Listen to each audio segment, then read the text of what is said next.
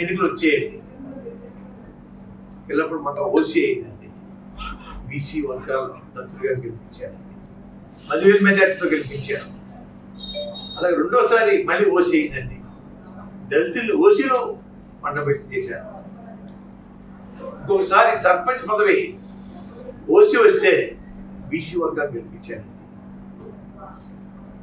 Central bank వచ్చేటప్పటికి బొడ్డు భాస్కరరావుకి మెట్లేశానికి పోటీ వస్తే భాస్కరరావు చేశాను.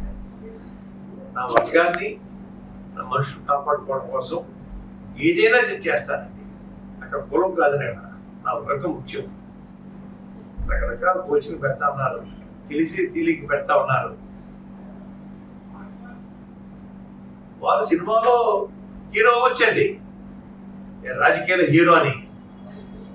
అంత పెద్ద హీరో కాబట్టి చిన్న హీరో అని, వాళ్ళు పెద్ద హీరోలు అవ్వచ్చు. ముఖ్యమంత్రి గారి దగ్గరికి వెళ్తున్నాడు, మా నాయకుడి దగ్గరికి రాలేదు అని కామెంట్స్ పెడతా ఉన్నారు. ముఖ్యమంత్రి గారు కుటుంబానికి ఒక చరిత్ర ఉంది. వాళ్ళ తండ్రి గారు రాజశేఖర రెడ్డి గారు అండి ఎమ్మెల్యే, ఎంపీ, మంత్రి, ముఖ్యమంత్రి చేశారు. జగన్మోహన్ రెడ్డి గారు ఎమ్మెల్యే, ఎంపీ, ముఖ్యమంత్రి చేస్తా ఉన్నారు.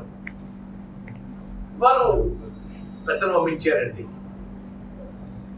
మిథున్ రెడ్డి గారిని, కాకినాడ ఎమ్మెల్యే చంద్రశేఖర రెడ్డి గారిని, కాకినాడ ఎమ్మెల్యే గీత గారిని, మాజీ మంత్రి ప్రెసిడెంట్, పార్టీ ప్రెసిడెంట్ కన్నబాబు గారిని మళ్ళీ వారిని చేరుకోగలిగారని చెప్పేసి చాలా ఆనందపడుతున్నానండి. పడ్డారు కూడా మొత్తం మా కుటుంబం అంతా కూడా, నన్ను అభిమానించే వాళ్ళందరూ కూడా చాలా ఆనందపడ్డారండి.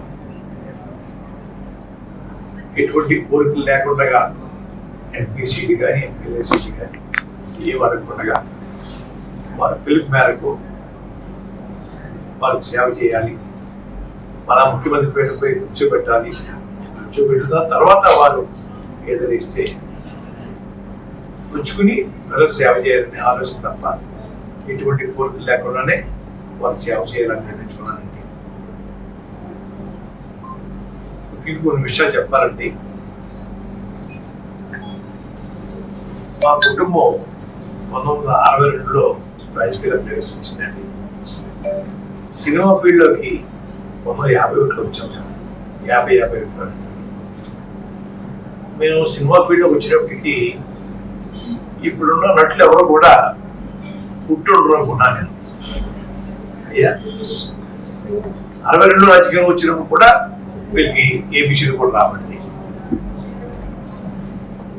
నా కుటుంబానికి రాజకీయ పిచ్చ పెట్టింది బీసీ వర్గాలండి, దళిత వర్గాలు. మా కులంలో ఒక 5% అండి, అది కూడా పేదవారు మాత్రమే. దళితులు అందరూ మాకు వ్యతిరేకమండి. ఈ పేదవాళ్ళ యొక్క బీసీలు, దళితుల యొక్క ప్రేమతో వారు పెంచారు. నాన్నగారికి నాకు పెట్టడం జరిగిందండి. వాళ్ళ ఆశీస్సులతో, ప్రేమతో నిన్న రోజున గౌరవ ముఖ్యమంత్రి జగన్మోహన్ రెడ్డి గారి సమక్షంలో నేను పార్టీలో చేరడం జరిగిందండి. ఇది 14 తారీఖు జాయిన్ అవ్వాలి. ఏదో కొద్దిమంది తోటి వెళ్దామనుకుంటే విపరీతమైన స్పందన వచ్చి సుమారు 3-4 వేల వెహికల్స్, కార్లతో ప్రయాణం చేయాలని ఎక్కడికక్కడ ఉత్సాహం ఉండటం వల్ల నేను భయపడ్డానండి. ఒక పక్క పిల్లలు పరీక్షలు అవుతున్నాయి. ఈ పరీక్షల్లో వాళ్ళు పరీక్ష కేంద్రానికి వెళ్ళడానికి ఈ మా ర్యాలీ చాలా ఇబ్బంది కలిగేస్తుంది ఉద్దేశంతో అదొక కారణం అండి. అలాగే రెండోది, ముఖ్యమంత్రి గారి దగ్గర అంత ప్లేసు లేదు.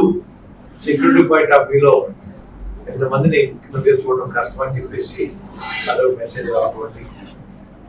ఎంతమంది రావాలి, ఎంతమంది చూడాలి, ఎంతమందిని వచ్చినప్పుడు చూడాలంటే అందరినీ చెక్ చేయాలి, సాధ్యపడదండి. వారు వెళ్ళిందో కూడా చెక్ చేయాలి, అసాధ్యమైంది. చెప్పడం వల్ల పిల్లల భవిష్యత్తు దృష్టిలో పెట్టుకుని ముఖ్యమంత్రి గారి యొక్క మాటలు దృష్టిలో పెట్టుకుని 14 దగ్గర వాయిదా వేసుకుని నిన్న రోజున వారి సమస్యలు చేపట్టడం జరిగిందండి.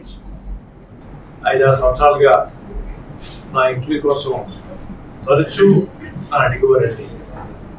నేను ఏది ఆలోచించుకుండగా మీకు ఇంటర్వ్యూ లేక నేను నువ్వు అనేవాడిని, మీ అందరూ బాధపడేవారు. నిన్న కూడా ముఖ్యమంత్రి గారు కలిసిన తర్వాత, పార్టీలో చేరిన తర్వాత మీడియా పాయింట్ దగ్గర మాట్లాడమంటే ఎన్నో సంవత్సరాలుగా మీకు నాకు ఉన్న బంధంతో మా ఊళ్ళో మాట్లాడతానండి, మా ఊరితో మాట్లాడతాను అని చెప్పేసి అక్కడ మాట్లాడకుండా వచ్చేసాను. తెలియదండి, మిమ్మల్ని నిరుత్సాహపరచకూడదు. 5 సంవత్సరాల నుంచి నాతోటి ప్రయాణం చేశారు ప్రేమగా అని మీకు అందుబాటులో లేకపోవడం. రెండోది ఆలోచన నేను డిసిషన్ తీసుకోకపోవడం వల్ల మనం కలలేకపోయాను. మీరు చాలా కారణంగా కలలేకపోయినందుకు మీకు ఇంటర్వ్యూ చెప్పించడానికి కోరుకుంటాను.